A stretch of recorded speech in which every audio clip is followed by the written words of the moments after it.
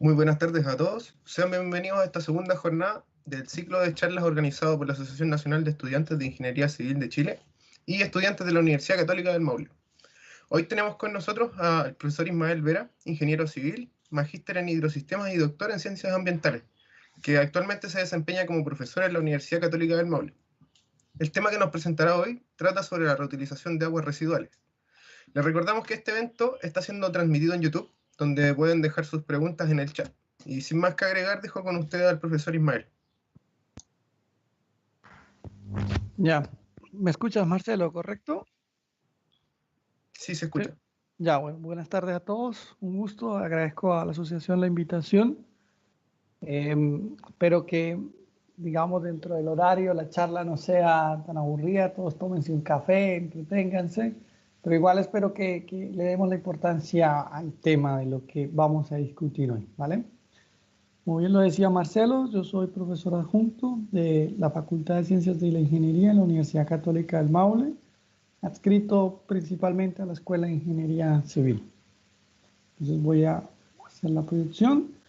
Y el tema que vamos a hablar hoy es la reutilización de aguas residuales, un tema por discutir en el país, ¿no?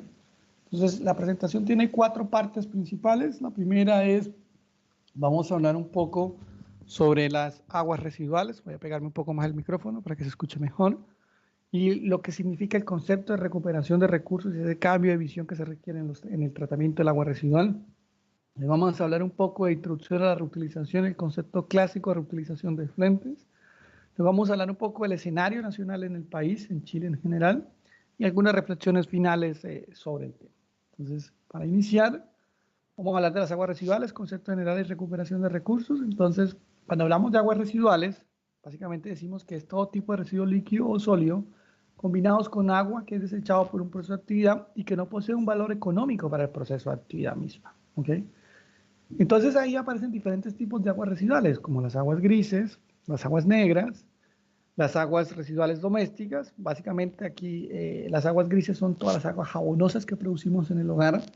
Las aguas negras son básicamente las que producimos en el water, o sea, en el inodoro y en el lavaplatos, que combinadas originan lo que se denomina las aguas residuales domésticas. Luego tenemos las aguas residuales industriales, obviamente todas ellas que se derivan de un proceso de actividad industrial.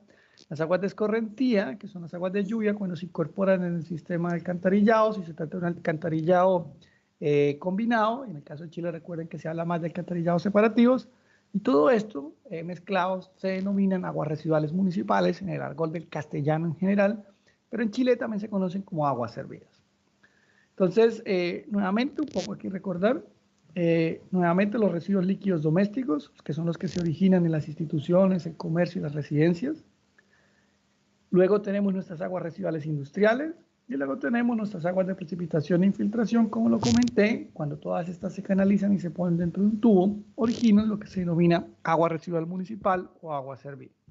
Si uno toma básicamente los residuos líquidos domésticos, que son los que originamos en los hogares o en nuestras casas, no tiene una gran proporción, y es que solo un 25, un 35% de estas aguas que generamos son aguas negras, es decir, las aguas, como lo repito, las aguas del sanitario y las aguas que descargamos por el lavaplatos.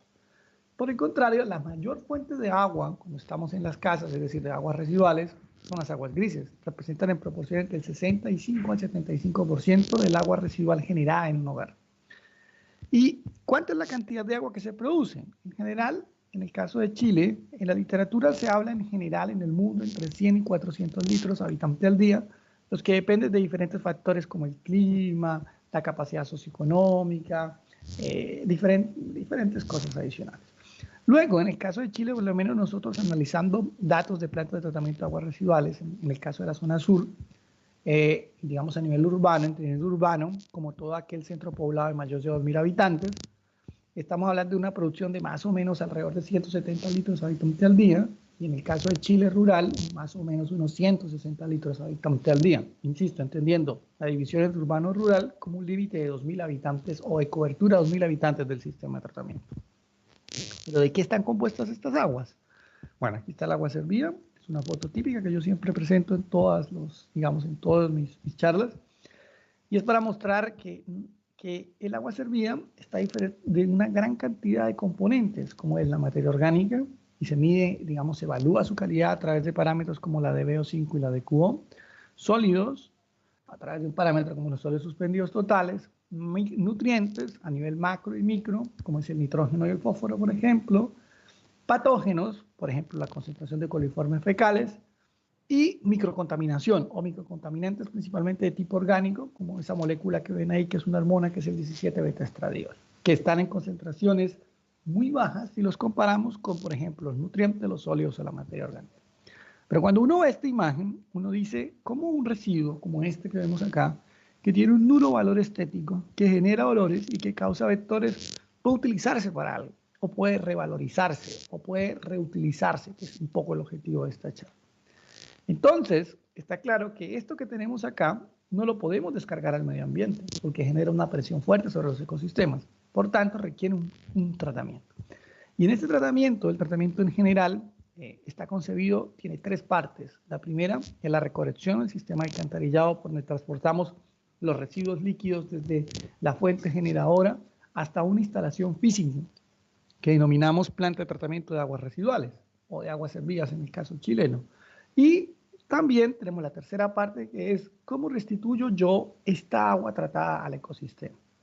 Entonces, el alma del tratamiento es la planta de tratamiento de aguas residuales. Y esto tiene tres partes primordiales. El tratamiento físico-químico primario, que es básicamente o está enfocado en la eliminación de sólidos. Luego tenemos una segunda etapa, que es el tratamiento biológico secundario, que está enfocado en la eliminación de materia orgánica biodegradable. Y una tercera etapa, que es el tratamiento biológico o físico-químico avanzado, se denomina tratamiento terciario, que está enfocado en la eliminación de compuestos específicos. Por ejemplo, en el caso de eliminación específica de nitrógeno o de fósforo. Y claro, cada etapa brinda una eficiencia al proceso global de tratamiento o a la planta de tratamiento. Si ustedes observan, básicamente la etapa primaria genera una eliminación cercana al 90% para sólidos. En el caso de la materia orgánica, los mayores porcentajes de eliminación se alcanzan en el tratamiento secundario, y en el caso de los nutrientes está claro que el mayor porcentaje de eliminación se logra en la etapa terciaria. Pero también viene el concepto moderno de los efluentes, antes de restituirlos, darles un segundo uso, es decir, reutilizarlos o reusarlos en alguna actividad, para luego sí, posteriormente poder descargarlos en el medio ambiente. Entonces, nosotros, si entendemos este concepto básico de reutilización que es el efluente, tenemos también que entender que el agua servida, como lo mostré, tiene un aportante de aguas negras, donde digamos, el aporte de elementos como el nitrógeno y el fósforo, el más alto, es cercano a un 97%. Por el contrario, en las aguas grises, como les explicaba, el aporte es de un 75% de agua principalmente.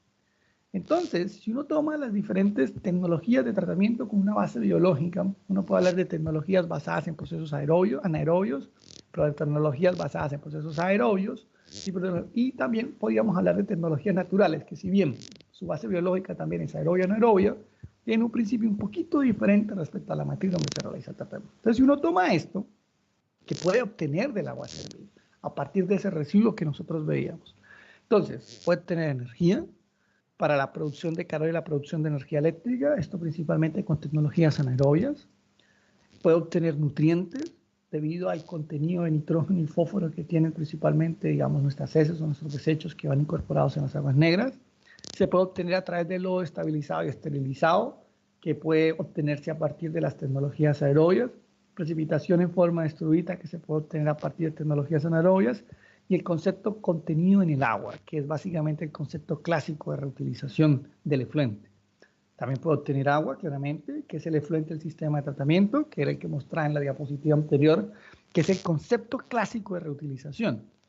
Pero cuando se aplican también tecnologías naturales, se pueden ganar espacios verdes para las comunidades. Y básicamente los espacios verdes, ¿en qué se integran dentro del desarrollo social? Se integran como recreación pasiva, pero también funcionan como nuevos ecosistemas para la vida o nuevos ecosistemas para digamos, para toda la fauna que habita un sector. Entonces, si ustedes se dan cuenta, al menos 4 recursos diferentes se pueden obtener a partir del tratamiento del agua servida, a partir de un residuo. Entonces, hoy vamos a conversar específicamente del concepto clásico de reutilización del agua, ¿ok? Y el mensaje que es importante tener acá es que cuando hablamos del manejo de aguas residuales, es dejar de ver las aguas residuales como desechos y verlas como una oportunidad de recuperación de recursos a través de dejar de ver las plantas de tratamiento como una simple instalación de tratamiento, como a su transición como una biofactoría. Entonces, hablemos de reutilización ahora sí en específico. Cuando uno habla de la calidad del agua, o sea, cuando hablamos de reutilización es importante hablar de la calidad del agua, porque al ser un residuo, nosotros necesitamos tener una calidad de agua adecuada para poder reutilizar. Si tomamos el eje así como la calidad del agua y vamos avanzando, nosotros en la naturaleza regularmente encontramos el agua cruda a una cierta calidad. Luego, mediante un proceso de potabilización, la transformamos y la hacemos potable, es decir, su calidad se incrementa. Luego, la usamos en diferentes actividades, como lo mostraba al inicio, y se transforma en agua residual. Pero el agua residual empezamos a aplicar un tratamiento, por ejemplo, el tratamiento secundario, que es el mínimo recomendado para reutilización. Y aquí ya podemos empezar a hablar del concepto de reutilización. Si aplicamos un tratamiento terciario, podemos hablar de reutilización. Y si acá aplicamos un tratamiento mucho más avanzado, podemos hablar también de reutilización, ¿ya? Cuando hablamos de tratamiento avanzado, hablamos de una secuencia de tratamiento mucho más compleja y hablamos de una instalación de tratamiento concebida justamente para obtener un efluente de una calidad bastante avanzada.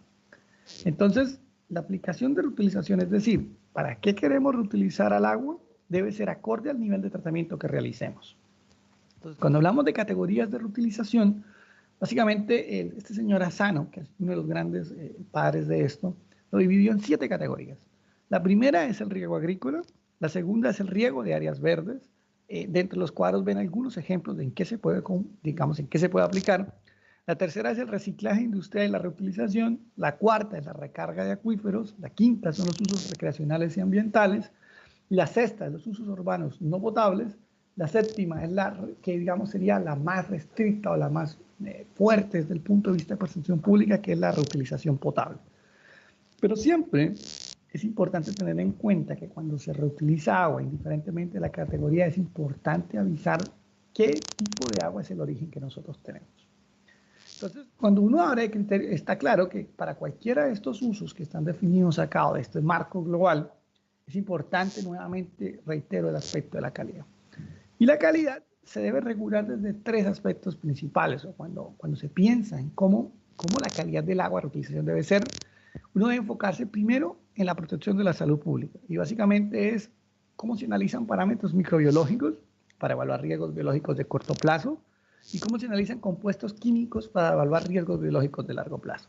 Hay otra cosa que es muy importante y sobre todo desde el punto de vista ambiental y agronómico, cuando se reutiliza principalmente para riego, hay unos efectos ambientales adversos que pueden ser sobre los acuíferos, sobre los suelos, sobre la fauna y flora, especialmente cuando se riega al suelo, cuando se utilizan cultivos tradicionales, o aspectos agronómicos, es decir, cómo este efluente tratado tiene una influencia sobre los cultivos y sobre las propiedades de los suelos. Y también existen otras preocupaciones, también hay limitaciones técnicas, como por ejemplo el almacenamiento, porque el agua servida es una fuente permanente que se genera, es como el almaceno, cuál es mi necesidad que tengo, cómo distribuyo esa agua, qué sistema de irrigación utilizo. También hay otra cosa que es muy importante, es las proyecciones políticas y económicas que se tengan al respecto, sobre todo en el aspecto de cómo se utiliza esta agua. Y también está un aspecto que es importante, que es la percepción pública. Básicamente la estética y el uso seguro de esta agua. Entonces, cuando se definen criterios o cuando se hablan de criterios, básicamente estos 3 es lo que hay que tener en cuenta cuando se reutiliza agua. Pero ¿qué parámetros de interés, digamos, en calidad del agua se miden en reutilización? La verdad es que la lista es bastante extensa. Tenemos parámetros de tipo orgánico, metales, diferentes tipos de metales pesados, diferentes tipos de nutrientes, salinidad, patógenos, bueno, en fin. Y hay otros más como sulfatos, cianuros, cloruracilo. Entonces, la lista es bastante grande. Se incluyen muchos parámetros, pero desde el punto de vista de la regulación, a veces no es práctico incluir tantos parámetros si se utilizan parámetros indicadores. Es decir, parámetros que representen si su presencia está o no en el agua, indiquen si existiría potencial presencia de otros parámetros. Pero también existen otros parámetros emergentes que todavía se estudian, como son las hormonas, los alquilfenoles, los phtalatos, los fenoles, los productos de cuidado personal, como el ácido salicílico, que es la aspirina que viene ahí, y algunos medicamentos. Entonces, esos también son parámetros que hoy día se han empezado, bueno, hoy día no, ya hace algún tiempo, se incluyen dentro de lo que podría ser estudios de reutilización, pero que todavía no están regulados. Es decir, todavía no se tienen marcos específicos regulatorios en el mundo. Es diferente a los que mostré anteriormente, que en general tienen marcos regulatorios en el mundo. Pero entonces aquí también viene, es cómo estas categorías de reutilización se ligan al nivel de tratamiento que nosotros realizamos. Entonces recuerden, nosotros teníamos 3 niveles de tratamiento: primario, secundario, terciario, y cuando aplicábamos tratamiento avanzado. Entonces, ¿qué usos potenciales tenía? Lo que les decía, nunca, es importante entender esto, nunca reutilizar aguas hervidas crudas y nunca reutilizar aguas hervidas con un simple tratamiento primario. Por ejemplo, nunca reutilizar aguas fluentes de una fosa séptica. En principio, la fosa séptica es un tratamiento primario únicamente. En un tratamiento secundario ya vienen otras aplicaciones, ya vienen diferentes aplicaciones de riego a diferentes tipos de productos, recarga de acuífero, también en condiciones ambientales como es el aumento de caudales y en las torres de enfriamiento. Cuando hablamos de tratamiento terciario ya hablamos un poco más, digamos, un poco de menos restricción de uso, por ejemplo, riego de áreas verdes, también incorporación dentro de los inodoros, para el lavado de vehículos, para usos recreacionales, para usos industriales. Y básicamente cuando hablamos de avanzado ya hablamos de una reutilización para potabilización. Entonces, también es claro que a medida que aumentamos el tratamiento, nosotros aumentamos el nivel aceptable de exposición a los humanos. ¿Por qué? Porque está claro que a medida que aumentamos las fases de tratamiento, mejoramos la calidad. Por tanto, el riesgo de exposición es menor. Y, sin embargo, cuando aumentamos el nivel de tratamiento, aumentamos también la complejidad de la planta de tratamiento. Y esto también significa dinero. ¿Ok? ¿Qué es lo que sigue? A medida que incrementamos el nivel y la complejidad, incrementamos el costo de la instalación y la operación. Entonces es importante tener en cuenta, porque también es importante tener cuánto cuesta el metro cúbico tratado de agua. Es algo que hay que tener en cuenta. Entonces, ¿qué pasa en el país? Que es un poco también lo que venimos a discutir hoy. Chile, para que todos lo recuerden, esto es una diapositiva que yo presento casi siempre a nivel internacional y también aquí en la universidad, es un país de más de 4.000 kilómetros, con una población de 18 millones de habitantes.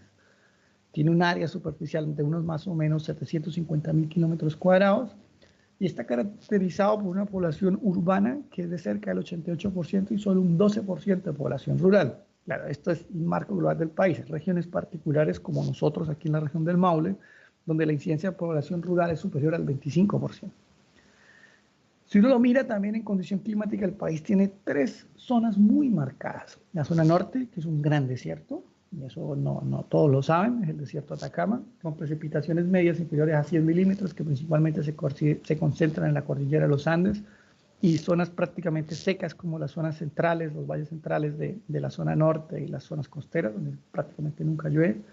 La zona central, que es donde estamos localizados acá en Talca, que es básicamente todo el valle central, desde la región de Valparaíso hasta básicamente la Araucanía podría ser, con un clima mediterráneo, es decir, veranos duros, es decir, muy secos, muy calurosos, e inviernos fríos, con precipitaciones que van entre los 300 y los 1.100 milímetros, y la zona azul con un clima más templado, más duro, o sea, más frío, donde está caracterizado como un clima húmedo templado, y con precipitaciones que pueden variar desde los 400 a los 2.000 milímetros. Entonces, ¿cómo se distribuye la población? También es bastante diferente. En la zona norte solo vive el 12% de la población, pero es el 40% del territorio continental chileno. En la zona central vive el 82% de la población, pero es solo el 20% del área. Y en la zona sur vive solo el 6% de la población, pero es el 40% del área. Entonces nos lleva a pensar en que la zona central, que es donde vive la mayor cantidad de población, es la menor proporción de área del país y por tanto en esta zona principalmente se ejerce una fuerte presión sobre los recursos hídricos, al igual que en la zona norte. Entonces, la zona norte per se es muy baja la cantidad de agua disponible, por tanto, si ustedes observan, cerca del 60% del territorio nacional tiene problemas de agua. Y de ahí que nace, que es lo que dice acá, que es cómo varía, digamos, las fuentes de agua desde el norte hacia el sur, o la disponibilidad de agua, y es bastante limitada en el norte. En el sur empieza a crecer un poco, sobre todo especialmente a partir de la región del Biobío. Pero esto lleva a la necesidad de encontrar fuentes alternativas de agua y especialmente acrecentada en los últimos años por la reducción en las precipitaciones. Entonces, algo de historia para entender también todo esto, digamos, del esquema de tratamiento y de la reutilización. Entonces, básicamente, en los años 90, los brotes de enfermedades gastrointestinales y entéricas ligados al consumo de hortalizas regadas con agua servida sin tratar obligaron a que las autoridades priorizaran la legislación para su tratamiento.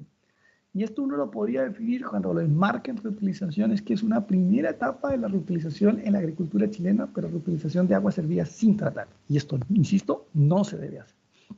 Luego, es importante tener en cuenta esta cifra. Al inicio del milenio, es decir, cerca del año 2000-2002, la cobertura de tratamiento del país era únicamente del 20%. Y a partir de ese momento comenzó a promulgarse o a entrar en vigencia el paquete normativo actual que rige todas las descargas del país, que son básicamente 3 normas. La primera es el Decreto Supremo 609 del año 1998, que establece la regulación de contaminantes asociados a la descarga de residuos líquidos a sistemas de alcantarillado. Luego está el Decreto Supremo 90, que establece la norma de emisión para la regulación de contaminantes asociados a la descarga de residuos líquidos a aguas marinas y continentales superficiales, que este es como el principal decreto regulatorio del país. Y luego tenemos el Decreto Supremo 46 del año 2002, que establece la norma de emisión de residuos líquidos a aguas subterráneas. Entonces, el Decreto Supremo 90 ¿sí? Lo podemos tomar como ejemplo. La tabla 1, que es una de las tablas más aplicables, que es cuando se establecen límites para descarga de cuerpos fluviales sin capacidad de dilución, más o menos regula unos 35 parámetros. Y la tabla 3, que es la que regula, por ejemplo, a cuerpos de agua lacustre, que regula 31 parámetros. Entonces, existe un marco normativo de descarga bastante robusto, en realidad. Y aquí vemos algo que también es interesante y se liga con lo anterior, y es cómo evoluciona la cobertura del tratamiento a lo largo del tiempo.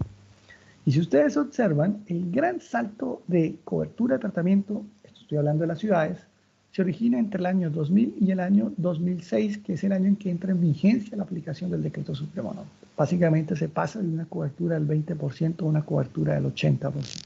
Pero es importante decir que en Chile las plantas de tratamiento de aguas servidas están diseñadas para eliminación de materia orgánica, sólidos y desinfección, ¿ok? No para tratamiento terciario en su gran mayoría. Hay algunas que están diseñadas para eso. Y lo que vemos es que ya al año 2017 básicamente se obtenía un 100% de la cobertura, es decir, de toda el agua servida que se colecta, prácticamente toda es tratada. Pero ¿qué tecnologías se usan en las áreas urbanas? Entonces aquí vemos una variedad, lodos activados. El emisario submarino es considerado en el país una tecnología de tratamiento, aunque la realidad es que es una tecnología de disposición. Ojo con eso, es diferente. Entonces nuevamente tenemos el país en la zona norte. Uno más o menos espera, o más o menos se generan en promedio unos 4 metros cúbicos por segundo de aguas residuales, que son tratadas por alrededor de 48 plantas de tratamiento. Y básicamente el principal sistema utilizado son los lodos activados y los emisarios submarinos. En el caso de la zona central, más o menos se originan unos 33 metros cúbicos por segundo, que son tratados en alrededor de 230 petas, y donde aquí aumenta la proporción de sistemas de lodos activados. Y la zona sur, que genera menos de 1 metro cúbico por segundo, tratado en más o menos 11 petas, 11 plantas de tratamiento.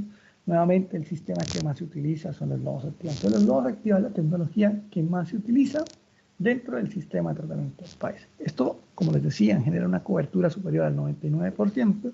Cuando uno mira las cifras de cumplimiento normativo, casi el 95% de las plantas tienen un buen cumplimiento normativo, es decir, cumplen la legislación vigente del país. Pero ¿qué se hace con estos efluentes? Entonces aquí vemos la distribución a nivel nacional. Destino de los efluentes, ustedes se dan cuenta. Aquí vemos de que si observamos lo que nosotros estamos analizando, que es reutilización, en proporción de caudal se reutiliza menos del 1%. Y esto es especialmente llamativo cuando uno mira el norte del país. El norte del país es un gran desierto, ¿ya? En el norte del país incrementa esta cifra a un 8%. Nosotros hemos hecho algunos estudios al respecto, pero lo que es importante indicar es que si uno mira el conjunto del país, menos del 1% de los efluentes se reutilizan.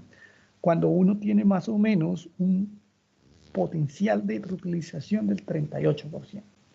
Lo que les decía, en el caso de la zona norte, este porcentaje de reutilización se incrementa a un 8%, pero aún así es muy inferior a otros países como Israel, que reutiliza el 70%, o los Estados Unidos, otros países que reutilizan más del 20%. Queda claro que el norte reutiliza menos del 10% de los efluentes. Ahora, ¿pero qué pasa en las áreas rurales? Ahí es otro mundo completamente diferente. Más o menos el gran inventario de plantas de tratamiento de aguas servidas que existe en las zonas descentralizadas, que incluye las zonas rurales, lo hizo la SUDER en el año 2012, más o menos se estima que hay unas 550 plantas, de las cuales el 72% utiliza tecnología también de los activados. Pero en cuanto a la cobertura de tratamiento, hoy día, poco lo que se sabe es que la de alcantarillado es inferior al 25%, y por tanto la de tratamiento sería menor. Pero de reutilización no se sabe nada. Entonces, es un punto que ustedes, como futuros profesionales, van a tener que desarrollar y que con la entrada en vigencia el pasado 1 de enero, la ley 20.998 es un punto clave que todavía es un desafío que tenemos que abordar como países el tratamiento de las zonas rurales.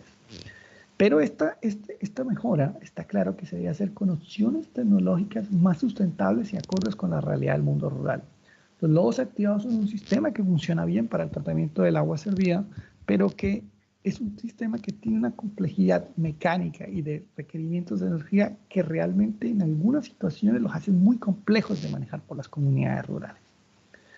Entonces nosotros hemos trabajado, en mi caso también he trabajado en diferentes partes, en diferentes cosas relacionadas con reutilización. Primero les voy a mostrar una experiencia piloto que hicimos en el norte, donde básicamente utilizábamos efluentes de sistemas de tratamiento naturales tipo humedal construido. Ya esto fue puesto a operación en Iquique. Trabajamos con los meses 4 a 7 de operación de este sistema. Creamos unas unidades de cultivo aeropónico, entendiendo la aeroponía como un sistema de cultivo sin suelo. Con ello, no utilizamos suelo natural, porque en el caso del norte del país utilizar suelo no tiene sentido. El suelo del norte es salino, no es un suelo propicio para las plantas. Medimos algunos parámetros de calidad del agua relacionados con DQO, materia orgánica, sólidos, nutrientes y contaminación fecal cada 15 días.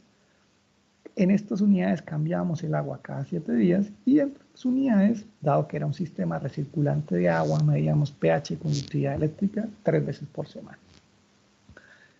Entonces acá, voy a esperar que cargue un poco, estas son nuestras camas aeropónicas, es un experimento de laboratorio, si ustedes observan, ahí poníamos el agua, utilizábamos una bomba y un sistema de riego. Estos eran nuestros canastillos aeropónicos, en las dimensiones, usábamos como sustrato para las plantas Arlita. Utilizamos bulbos del heliotresor y aquí esperábamos, básicamente lo que hacíamos es, como ustedes observan, se ponían las tapas y en las tapas se ponían los canastillos aeropónicos suspendidos en el aire, del nombre aeroponía, y se regaban en la parte inferior por los aspersores. Y básicamente lo que hacíamos era separarlas del exterior por una malla antiáfilo, no había ningún control de temperatura. Nosotros medíamos medidas alométricas como la longitud del tallo, el diámetro del tallo y la cantidad de hojas. Y claro, bueno, tomamos también algunos datos climatológicos de la estación Diego Aracena del aeropuerto de Iquique. Bueno, esta es un poco la fotografía, la calidad del agua que nosotros utilizábamos.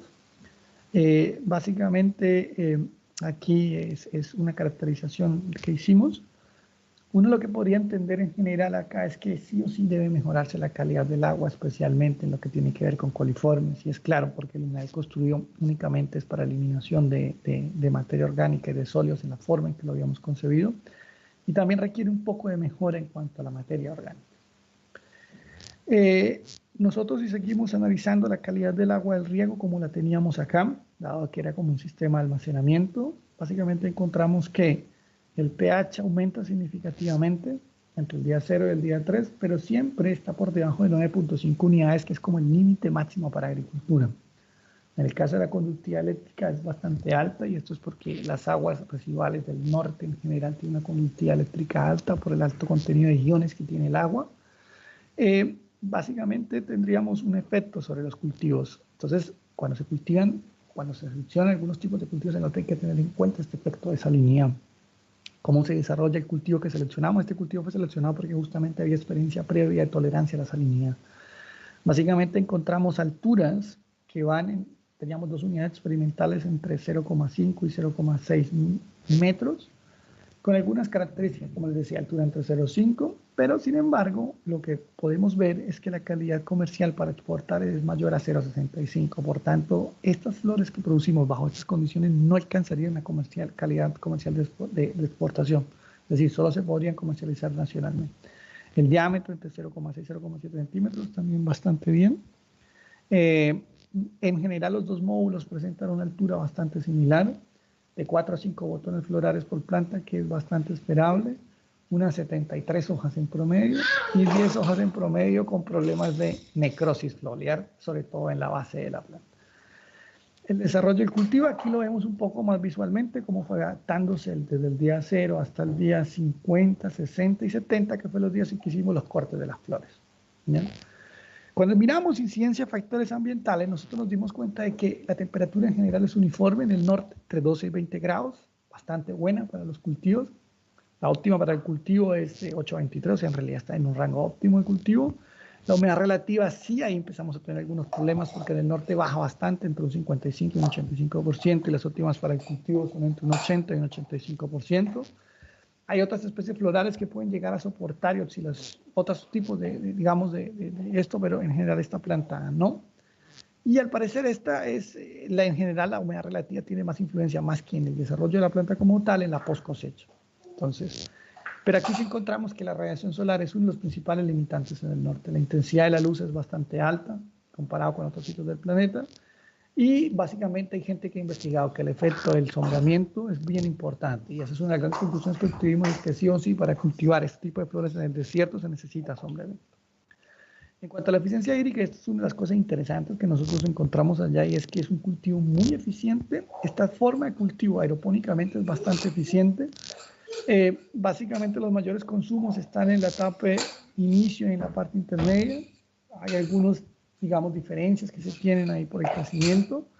Básicamente establecimos estos consumos de un 2,35 litros por planta y de 1,71 litros por planta, lo que representa que es solo el 20% de lo que tradicionalmente se utiliza en este tipo de cultivo en otro sistema agrícola tradicional. Entonces son cultivos que son realmente eficientes en el uso del agua. Luego hicimos una experiencia 2, que fue básicamente un sistema piloto utilizando efluentes de la planta de tratamiento de aguas servidas de Alto Hospicio. Esto fue un proyecto que se hizo en colaboración con el CIDER, que es un centro de investigación y desarrollo de la Universidad Arturo Prat y Aguas del Altiplano. Generamos un sistema de tratamiento después del agua tratada para sacar un poco los sólidos. Generamos un sistema interno, un tanque alimentador, un sistema de riego, unidades aeropónicas más grandes, si ustedes se dan cuenta ya, el mismo tipo de canastillo, los mismos tipos de cultivos. Es un proyecto que encabezó el doctor José Lave desde el año 2003. Entonces, aquí básicamente ya encontramos un agua de mejor calidad. En general, era bastante ajustable a lo que se requiere para interés agrícola. Sin embargo, sí, cuando se agregaban las soluciones nutritivas, se tuvo que hacer un acondicionamiento y una mezcla de 50% de agua servida y 50% de agua potable para tener una salinidad adecuada. Y aquí vemos las vistas generales de los cultivos. Esto fue en diciembre del 2013. Vemos los desarrollos de los cultivos, las plantas, las flores, son bastante buenas. En general, el principal problema que hubo fue similar, la necesidad de sombreamiento y los largos de las plantas que fueron inferiores a 65 centímetros. ¿Ya? Las condiciones ambientales también son un poco más agrestes. En el caso del primer experimento fue realizado en la zona costera de Iquique o de la región de Tarapacá, y este fue realizado en la zona interior. En la zona interior las oscilaciones de temperatura y humedad son mucho más pronunciadas. Luego se hizo un tercer piloto que fue a escala un poco más piloto industrial. Aquí era una unidad de producción de 3.600 individuos. Más o menos se llegó a un potencial de producción de 3.000 unidades. Y también aquí sí se cambiaron, se pusieron sombreaderos como se ven acá. Las plantas se les hizo otra forma de cultivo, o sea, otra forma de cultivo no, se les tuvo mayores cuidados con toda la experiencia ganada. Y se logró en las diferentes variedades que se plantaron, que fueron 6 básicamente, de lirios también, de lilium, perdón, sobre 65 centímetros. Aquí sí se obtuvieron plantas que eran comercializables internacionalmente. Si alguien quiere más información, hay bastante información en esto, y también terminamos un capítulo del libro que saldrá publicado el año entrante para la editorial España. Y actualmente tenemos un proyecto adjudicado para la región de Antofagasta, que la producción ya, estos son flores ornamentales, y ahora sí queremos ver también, por ejemplo, la producción tanto de flores como de melón tipo Galia, creo que se llama esto. Es decir, ya empezar a ver el tema de producción alimentaria. Luego nosotros aquí en la universidad estamos desarrollando un proyecto Fondesit que yo encabezo, donde básicamente, digamos, llevamos el tratamiento de aguas servidas por tecnologías naturales como los humedales construidos, pero queremos evaluar varias cosas para reutilización. Por ejemplo, la reutilización de biomasa. Esto hemos estado un poco parados por el tema de la pandemia. De agua para cultivos. de todo lo anterior se hizo un artículo científico. Esto ya empezamos a hacer unas pruebas preliminares y la recuperación de medio, que esto ya lo hemos adelantado. También teniendo en cuenta el proyecto, teniendo en cuenta, digamos, varios resultados preliminares de publicaciones científicas. El proyecto inició en el 2018, termina el año entrante, en el 2021, aunque, insisto, hemos tenido varios problemas por el tema de la pandemia. Aquí vemos un poco los sistemas de tratamiento que tenemos acá en Talca, julio de este año. El monitoreo que realizamos son bastantes parámetros de calidad del agua. Este proyecto lo hemos desarrollado con tesis de las chicas de Valeria, Francisca. Marcelo también colaboró cuando trajimos estas plantas, cuando se cosecharon. Hemos hecho campañas de monitoreo, ya estamos en la fase 3 de operación. Y aquí, bueno, aquí hay algunos resultados comparativamente entre lo que, porque este proyecto se desarrolla tanto acá como en la zona norte del país, justamente pensando en esto que les decía, digamos, de la necesidad de tener alternativas para el 60% del país. ¿Qué vemos acá? Normalmente los sistemas tanto en el norte como en el sur se comportan bastante similares, con una de cubo muy buena, bajo los 100 miligramos por litro. Y sí hemos visto diferencias en el crecimiento de las plantas, tanto en la zona norte como en la zona mediterránea. Bueno, aquí vemos algunas fotografías, son desarrollos de las plantas, estos en el norte, estos acá en Talca. Y aquí vemos un experimento de reutilización que estamos haciendo, ahora estamos probando tulipanes. Bueno, estos resultados los estamos recién viendo con Ignacio y Luis, que son alumnos de la Universidad Católica. Pero hay también cosas importantes desde el punto de vista regulatorio. En Chile actualmente, para lo que es reutilización, se utiliza la NSH 1333, la cual, ojo, quiero dejarlo claro, no es una norma de reutilización, es una norma de riego, pero se utiliza porque el país no tiene normativa de reutilización asociada. Esta normativa que actualmente se aplica incluye criterios de salinidad, incluye criterios de pH, de contaminación fecal y una extensa lista de parámetros químicos como elementos, como metales, que es lo que vemos ahí. Pero no incluye nada de contaminantes específicos que tienen las aguas residuales, como son elementos orgánicos, nutrientes, patógenos y emergentes. Pero emergentes es un tema a discutir a futuro, porque, insisto, todavía no hay mucha legislación y se requiere más estudio, conocimiento de lo mismo al respecto. Y es importante esto. Chile actualmente no posee legislación aplicada a la reutilización de aguas residuales como otros países, por ejemplo España, en el Real Decreto 1620 del 2007. Y tal vez eso ha sido uno de los frenos en tener esta baja cobertura de reutilización que mostraba hace un rato. Luego también está, ya hay promulgado en el país, la ley 21.075 del 2018, ¿ya?, que básicamente empieza a crear el marco regulatorio para aguas grises. Esto fue una propuesta que yo vi hace un par de años, realmente desconozco, todavía no ha salido el nuevo reglamento y tengo entendido que esto cambió bastante, por tanto no entrar en mayores detalles de él. Y finalmente también hay un proyecto de norma, la NSH 3152, en la parte 2 del 2020, que fue en la que yo participé, que es un proyecto de norma que sí está enfocado en la reutilización de aguas residuales para proyectos de riego. Incluye límites normativos. En este acordamos 4 categorías, la A, B, C y la D. Esto se forma en la normativa, a la directiva marco de la Unión Europea, la 741, que recién salió en junio de este año. Los parámetros que regulados incluyen DBO, de sólidos, turbidez y coliformes, ajustados principalmente en la categoría D a lo que ya se tiene en las normativas de descarga.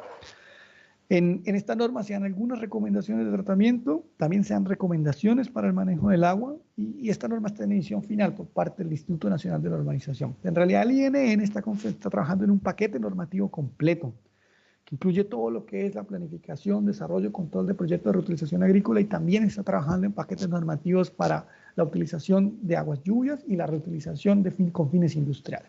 Entonces, reflexiones finales. Muchas cosas ya las he venido diciendo, pero bueno, las aguas residuales ofrecen un potencial amplio de recuperación de recursos, siendo el agua efluente en el concepto clásico de reutilización uno de ellos. Hay que dejar de verlas como un residuo. El nivel de tratamiento debe ser acorde a la aplicación de reutilización definida. Es importante tener en cuenta que el tratamiento secundario es el mínimo que se debe realizar para tratamiento agrícola, para reutilizar como agua de riego agrícola. Chile posee un 100% de cobertura de tratamiento en las áreas urbanas, pero en las áreas descentralizadas, que incluye las zonas rurales, aún falta mucho trabajo por realizar. Las diferentes experiencias de reutilización desarrolladas con CIER-UNAP en el norte del país y también con la Católica del Maule muestran la factibilidad de reutilizar efluente en aplicaciones agrícolas con técnicas de cultivo alternativas que nos harían más eficientes el uso del agua, y esto es especialmente importante en uno de los desiertos más áridos del mundo, como el desierto de Atacama. El marco normativo actual en Chile respecto a la reutilización recién se está ajustando a las necesidades hídricas que han llevado a la necesidad de nuevas fuentes hídricas, donde la reutilización surge como una fuente hídrica alternativa. Los mayores desafíos que impone la reutilización se relacionan con la seguridad de los operarios, los consumidores y en general con generar una práctica segura que aporte como una solución sostenible de riego en el largo plazo, porque es una fuente que está permanente y es confiable. Bueno, esto es algo que es un special use que fui invitado a participar. Si bien dice el deadline es hoy, pero en realidad se aplazó hasta el mes de mayo, por si alguno de ustedes trabaja con algún profesor que se dedique a esto y quiera enviar un artículo, bienvenido. También contarles que nosotros tenemos un grupo de investigación dentro de la universidad que cobija la especialidad de sistemas hídricos y ambientes que tiene la carrera de ingeniería civil. Está integrado por diferentes profesores, Roberto que lo hará luego, Marcos que también hablará luego, Hugo que también trabaja con nosotros, Cristian y Alex que se integró este año. Hemos hecho un par de cursos interesantes. Y bueno, agradecer a la Universidad Católica del Maule por el proyecto interno que nos permitió arrancar, a la Agencia Nacional de Investigación por 2 proyectos que nos otorgó a la Católica y un tercer proyecto que fue la ejecución en el norte de los primeros experimentos de reutilización. Especial agradecimiento a la Universidad Arturo Prat y al CIDER en el norte del país y al doctor Giolave, a la Universidad de Aarhus en Dinamarca, al Departamento de Biología y Biología Acuática, el doctor Carlos Arias, que nos ha dado un soporte bastante importante en tecnologías alternativas de tratamiento, a Aguas del Altiplano, que es con la empresa que trabajamos en el norte, especialmente a su gerente, el señor Cristian Barahona, a Gastón, que es el jefe de operación, y a Andrea, que es nuestro brazo operativo, a la Universidad de Concepción y el CRIAN, con quien también hicimos este primer proyecto, a la Fundación para la Innovación Agraria, con la que se hizo el tercer proyecto que mostraba de reutilización, otras entidades como la Universidad de Playa Ancha, con quien también hemos trabajado y tuvimos este proyecto, la Universidad Militar Nueva Granada y a la Universidad Javeriana. Y bueno, a todos los chicos que de alguna u otra forma han colaborado en el desarrollo de todas las iniciativas. Y quedo abierto a sus preguntas, chicos. Primero que todo, gracias, profe, por la presentación. Muy interesante el tema. Tenemos una pregunta en YouTube de Hugo Patricio Valdés Riquelme. Nos pregunta, ¿cómo va en Chile el cumplimiento del objetivo 6 del desarrollo sostenible, agua y saneamiento, establecido por la ONU? Mira, si uno lo mira en términos globales, cuando uno habla de agua y saneamiento tiene que hablar de los 2 aspectos, es decir, cómo provees agua segura y de calidad a la población y cómo evacúas y tratas los residuos sin generar contaminación, ¿ok? Desde el punto de vista de la provisión, tanto urbana como rural, es bastante alto el cumplimiento. En el caso urbano tenemos casi 100% de cobertura de agua potable para las ciudades. Y en el caso de las zonas rurales, los sistemas de agua potable rural que ha impulsado el Ministerio de Obras Públicas también han dado coberturas superiores al 80%. Incluso diría que más, pero ahí la cifra se me puede escapar un poco. Si lo vemos en el caso del tratamiento de aguas servidas en las ciudades, como lo mostraba, es cercano al 100%, por tanto ha sido bastante exitoso. Mientras que en el caso de las zonas rurales, ahí todavía estamos al nivel, porque como mostraba, la cobertura de alcantarillado normalmente es bastante baja, es inferior a un 20%, y eso significa que la cobertura de tratamiento es aún menor. Y es aún menor que estos sistemas de tratamiento funcionales. Por tanto, ahí todavía hay un trabajo que queda por desarrollar, sobre todo ustedes, que son los estudiantes, que son el futuro de esto. ¿Ya? Eso, Marcelo. No sé si hay otra pregunta. Sí, profe. La otra es, ¿qué rol juegan las soluciones basadas en la naturaleza en el tratamiento de aguas residuales? Perdón, repíteme que se me cortó un segundo, por favor. ¿Qué rol juegan las soluciones basadas en la naturaleza en el tratamiento de aguas residuales? Yo creo que juegan un rol. Dígame. Ah, dale, disculpa. No me había dado cuenta. Ya, ahora sí, ¿cierto? Ya, sí. Vale. Disculpen, se me había olvidado. Entonces, mira, a ver, las soluciones basadas en la naturaleza juegan un rol importante en el aspecto de que son soluciones que pueden integrarse para la descentralización del tratamiento. Eso es algo que se ha discutido. Yo creo que, bueno, si todos ustedes tienen experiencia en el mundo del tratamiento, sabrán que uno de los principales autores es George August, y en las conferencias en las que yo lo he visto hablar, él habla mucho de la descentralización para el siglo XXI. Es decir, no hacer estas grandes obras de infraestructura de tratamiento, sino hacer pequeños núcleos descentralizados para el tratamiento. Y creo que ahí las soluciones basadas en la naturaleza juegan un rol importante, porque generan una doble función. Es decir, generar recursos hídricos con una mejor calidad, pero generar también espacios verdes para las ciudades. Y ojo, también es importante y son claves en el aspecto, esto sería muy importante en los nuevos desarrollos periurbanos de las ciudades, por ejemplo, ¿ya? Y también es importante los desarrollos rurales, ¿ok? Y ojo, también en este marco normativo que viene para el país en el tratamiento de aguas grises, porque el tratamiento de aguas grises per se es concebido de una forma descentralizada. Entonces aquí las soluciones basadas en la naturaleza pueden jugar un rol importante de adaptación o de mejora de esta cobertura de tratamiento. Perdón, finalmente, en el mundo rural, cuando hablamos de soluciones basadas en la naturaleza, es lo que la gente hace en el campo, manejar plantas.